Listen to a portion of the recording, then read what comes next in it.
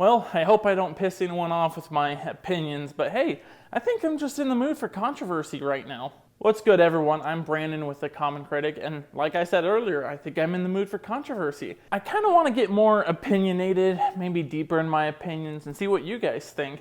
So I made a list of the opinions I have about different movies that I'm most passionate about. Let me get this out of the way. It is totally okay to like a movie. It's okay to disagree with me. A lot of people disagree with me. And, it's not like I haven't run these opinions by people before. I've talked to people about this. A lot of them disagree. Some actually agree. So who knows? A lot of you guys might agree with what I have to say.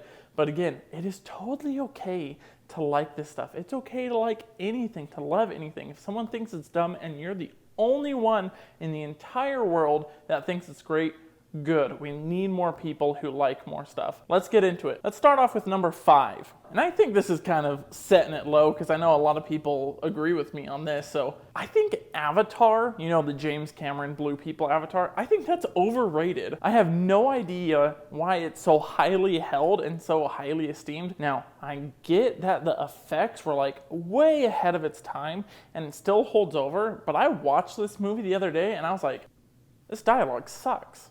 Like, this is not good dialogue. The writing is lame. This is Dances with Wolves in space. That's like all it is. It's space dances with wolves. And I was just embarrassed for some of the dialogue. The acting is okay, right? Sigourney Weaver does a great job. Zoe Saldana, however you want to call it. I can never say it right. The effects are cool, It's all very futuristic. It's very cool looking.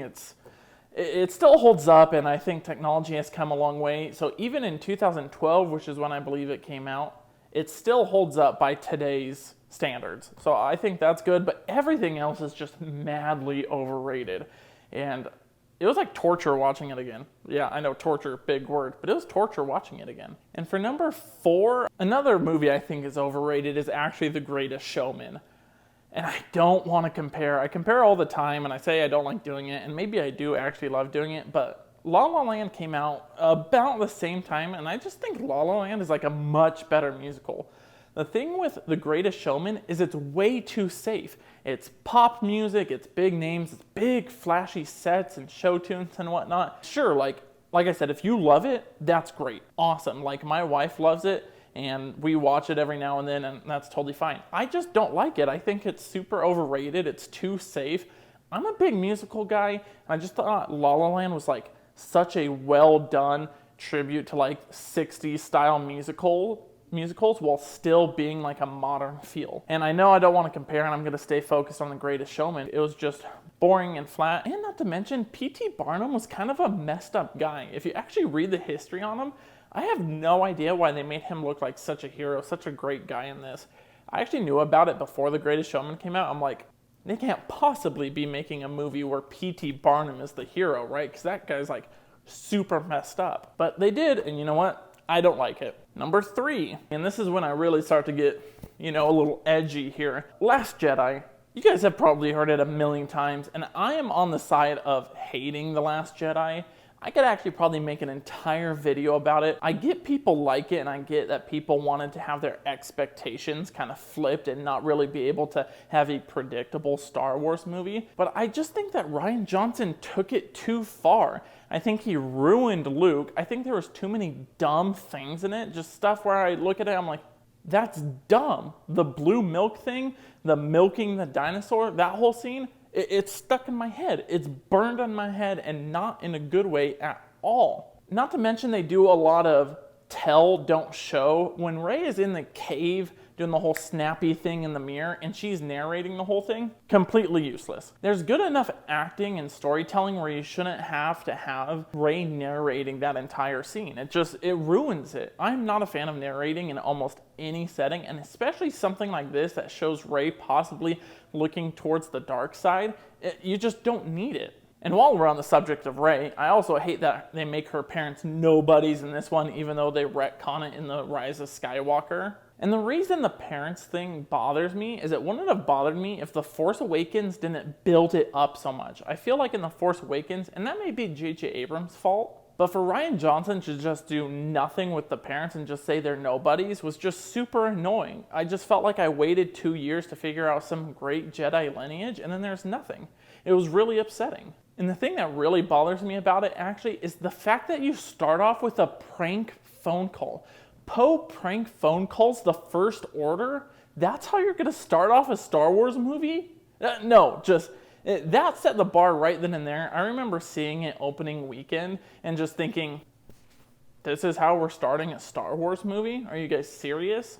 And I gave The Last Jedi a fair chance. I actually saw it 3 times opening weekend.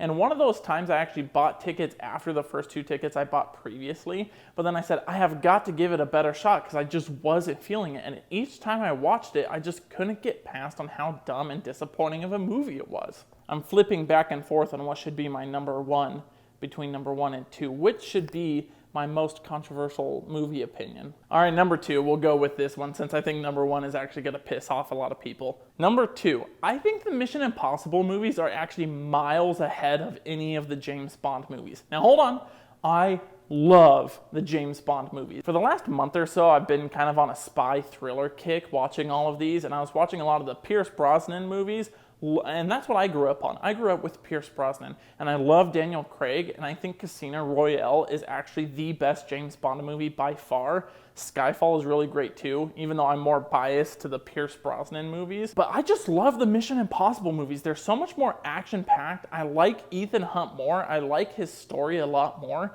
It's just a lot more fun, and especially Mission Impossible Fallout is the greatest action movie of all time. And I'm not even exaggerating. I cannot for the life of me think of something that's better than Mission Impossible Fallout when it comes to the action genre. The tech, the gadgets, the way they go about things, the way they trick you into thinking something's going wrong but they're actually in control the whole time is actually really masterful. And I'm a big Tom Cruise fan because he does his own stunts, and that just takes it so much further. It makes it more realistic and it brings you into the movie more. It doesn't take you out of a movie like CGI or green screen or even stunt people that you have to film from really far away. And that's big kudos to Tom Cruise, and I love what he's doing with these movies. And lastly, at number 1, the opinion of mine that is probably most controversial amongst movie people, I'm too scared to even say it.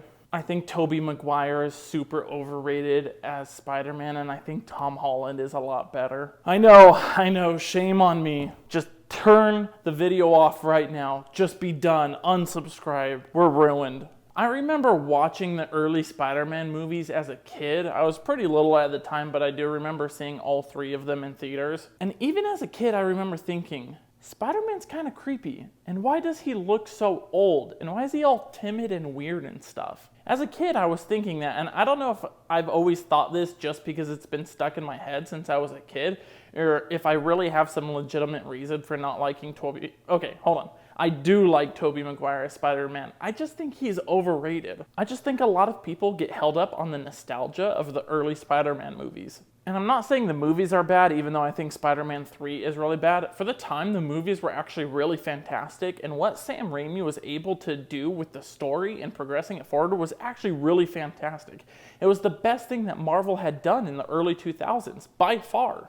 It's just something about Tobey Maguire. I just don't believe he's Spider-Man on screen, whether he's in the suit as Spider-Man or out of the suit as Peter Parker. I just don't feel it. Now, there's legitimate concerns with Tom Holland, and I get that, but I think any concern with Tom Holland would actually be Marvel's fault. And what I mean by that is that they're playing Spider-Man in the MCU like you already know everything about him. And that's fair, because we've had 2 origin stories on Spider-Man already. You should know pretty much the gist of what he's got going on. So we don't need insane point A origin story to point B origin story. We need to keep this going, and I think that's a lot of credit to Tom Holland. And I think he's just better. He looks younger, he plays it better. Maybe some of the writing isn't great. There could be more humor when he's in the actual suit, but I just like him so much and what he brings to the character. He feels and looks like Spider-Man. And I've seen Tom Holland in a lot of different movies, and he's a great actor, and I still just see him as Spider-Man. Even though there's been, The Devil All the Time, that was a really great movie where it actually took me out of it and I didn't see him just as Tom Holland. But Tom Holland is so talented in the MCU and plays so well and works with this character that I think he overshadows the other Spider-Mans. I don't know how you would say that. Andrew Garfield, whatever. Anyways, you guys, thanks for bearing with me. I know I have some crazy opinions. If you agree, disagree, let me know in the comments. I'm actually really curious to see what ratio would agree with me, because I don't think very many people do. Maybe some more on others, but I don't know. I hope I didn't turn any of you away. Please subscribe if you haven't already, and if this video took you out of wanting to subscribe, maybe check out our other videos. We got some good stuff. We're new. We got fresh stuff coming out to you. We have podcasts coming out weekly. Be out on the look for that, and follow us everywhere on social media. Thanks for sticking around.